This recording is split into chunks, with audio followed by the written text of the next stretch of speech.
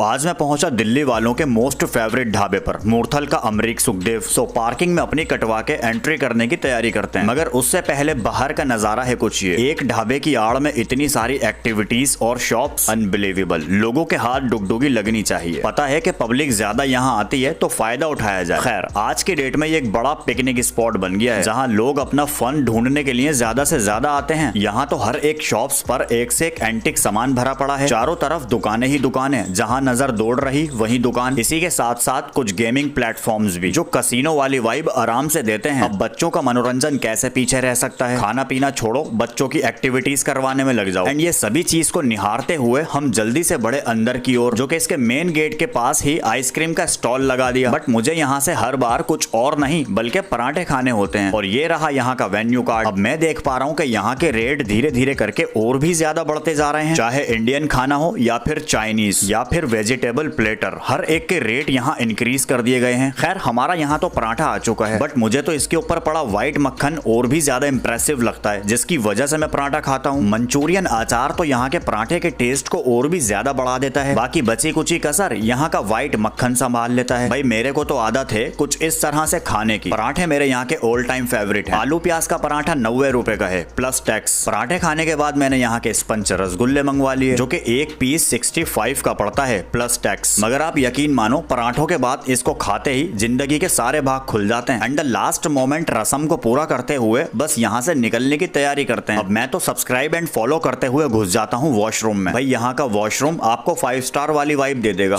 मैं यहाँ से हैंड वॉश करके जैसे ही बाहर निकलता हूँ तो गेट के बाहर ही परफ्यूम का शॉप। वाह, क्या सीन है भाई। यहाँ किसी भी टाइम आ जाओ, पब्लिक आपको मिलनी है। और तो और गेट के बाहर ही जोकर भाई साहब बैठ गए। अब सीन सुनो मजेदार। मैंने इन भाई साहब को फोटो खिंचाने के लिए बोला, बोलते हैं कुछ पैसे डालो। जब मैंने मना किया तो मुंह के आगे छाता लगा लिया। मैंने कुछ पैसे दे दिए और फोटो खिंचा के निकला सीधा आगे। देखो, अब एंटरटेनमेंट के लिए ये जगह बहुत अच्छी है। और एक ढाबे को इन्होंने पिकनिक स्पॉट बना दिया, जो किसी टाइम में छोटा हुआ करता था। चलो एक आइसक्रीम का गेम कर लेते हैं, क्योंकि ये भाई साहब उदास खड़े हुए थे। इनका दिल रखने के लिए मैंने आइसक्रीम को पकड़ा नहीं, क्योंकि सभी का दिल रखने की आदत सी हो गई है मुझे। वैसे मैं बहुत खुशनसीब था जो इनके पास खड़ा हुआ, क्योंकि ये भाई साहब मुझे पहचान गए थे। हमारे चैनल्स को ये फॉलो करके वीडियोस देखते हैं। मगर एक बात तो माननी पड़ेगी कि इतनी स्पीड से कला दिखाना भी हर किसी के बस की नहीं होती। भाई, मैं तो यहाँ पर आके कंफ्यूज्ड हो गया, जोन सा कौन पकड़ रहा वही खाली। खैर, यही इनका टैलेंट होता है जिसके इनको पैसे मिलते हैं। एंड ये मेरे साथ काफी अच्छी तरीके से कंफर्टेबली फन कर रहे थे, जो कि एक गेम अप्रोक्स 1.5 से 2 मिनट का होता है और आजकल सोशल मीडिया में बहुत ज्यादा वायरल भी है। भाई, मैं तो थक गया और वेट कर रहा था कि इनका गेम अब खत्म हो, मगर नहीं। वह मजाक की भी हद होती है। बार बार मजाक पर मजाक, मजाक पर मजाक। आइसक्रीम खिलाने के नाम पर टिश्यू मुंह में रख दिया। पेट भी गवाही देने लगा कि आइसक्रीम खिला रहा है तो खिला दे, नहीं तो निकल। Finally after long time ice cream खाने पीने के बाद हम सीधे निकले बाहर की ओर। अब यहाँ तक आ गए हो तो सब्सक्राइब एंड फॉलो करते जाना। जल्द मिलेंगे। खुदा हाफिज।